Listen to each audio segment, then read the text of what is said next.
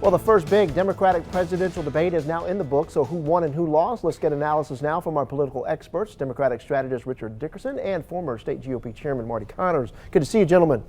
Good to be here. All right, so who won, who lost, and why? Well, I think that anytime you have a debate, it's going to be mixed. I think Hillary Clinton did a really good job. I think she was strong. I think Bernie was passionate.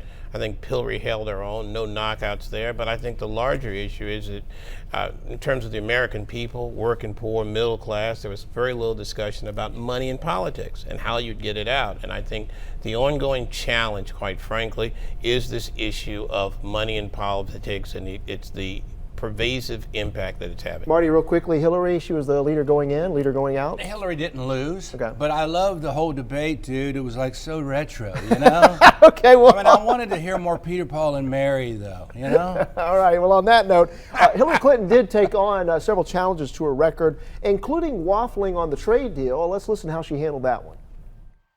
I do absorb new information. I do look at what's happening in the world. Take the trade deal. I did say when I was Secretary of State 3 years ago that I hoped it would be the gold standard. There's a fine line between vacillating but also being allowed to change your mind, right? Well, we evolve. We all evolve. And, okay. My friend Marty laughs, but the reality of it is that if you've been in government and politics for 20 to 30 years, circumstances change, issues change, knowledge and information changes. Okay. So she was one place, and she has an opportunity to say, here's where I am, and this is where I'm in this place. For the sake of time, Marty, we're going to take your reaction as your answer to that whole situation. But now her biggest save came from her Democratic rival, of course, Bernie Sanders, on the email scandal. Here's that.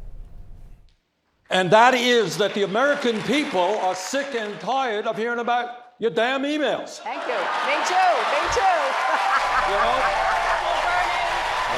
So some would argue it's not about emails but national security. At any rate, Sanders, he didn't seem as prepared as Hillary, especially when Hillary sort of talked to him about his stance on gun legislation. Well, Hillary's flip-flopped. And by the way, if a Republican changes positions, it's a flip-flop. If a Democrat changes his position, it's an intellectual evolution. All right, well, I know you guys are partisan, but let's try to get this. Okay. What about Sanders, though? He didn't seem as prepared as Hillary. No, well, he didn't, and when he defended her, I understand he's cranky, and he's the kind of old guy you don't want to kick your football in his front yard. But let me tell you, when he defends her on emails, he's really attacking the FBI and the Obama administration that's making the investigation. No, that's absolutely false. What he said was the American people want to have a debate about the issues. He didn't defend the fact that she used a personal email server. She's acknowledged that that was a mistake and that she's taken responsibility. The FBI is having an investigation. They should go forward and do their investigation and let it to its fullest extent.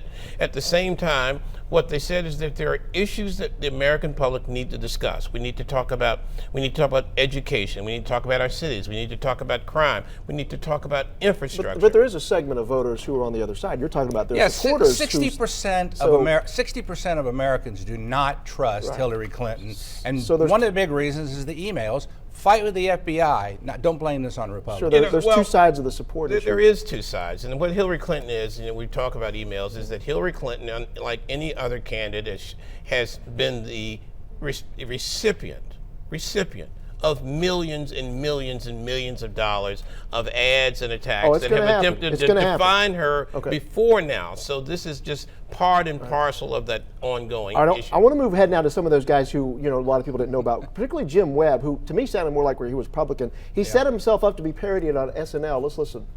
I'd like to get into this discussion at some point. Well, yes. I've been trying to get into this conversation for about 10 minutes. And I would say this. I've been waiting for 10 minutes. I hope I get that kind of time here. I mean, I know that my time's run out. Unless somebody mentions my name, I can't get into the discussion. This hasn't been equal time.